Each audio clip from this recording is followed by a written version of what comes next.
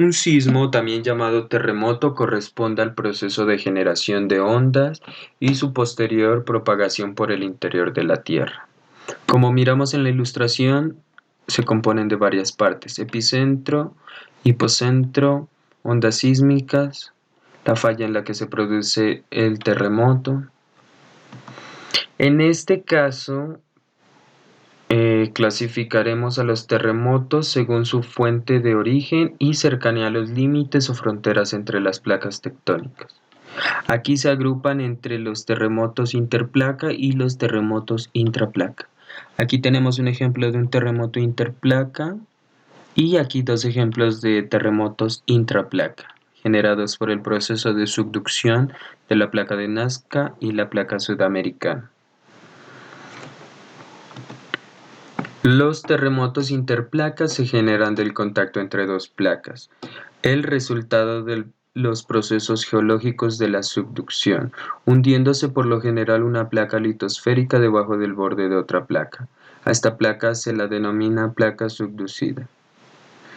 Las características de los terremotos interplaca son que representan menos del 6% del total de terremotos en el planeta.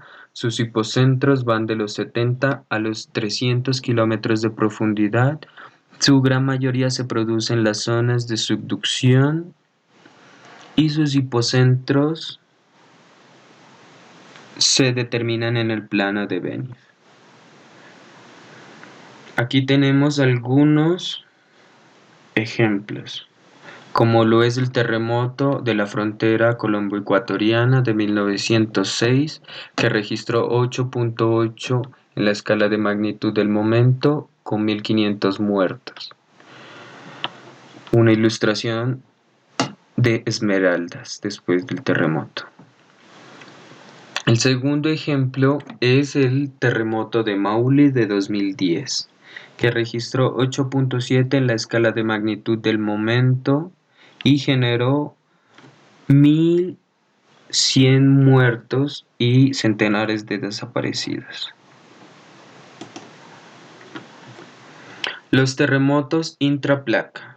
Los terremotos intraplaca son aquellos que ocurren como deformación interna de las placas, es decir, cuando suceden procesos geológicamente más grandes, se acumula energía en sus alrededores y busca una zona frágil o débil para poder liberar toda esa energía.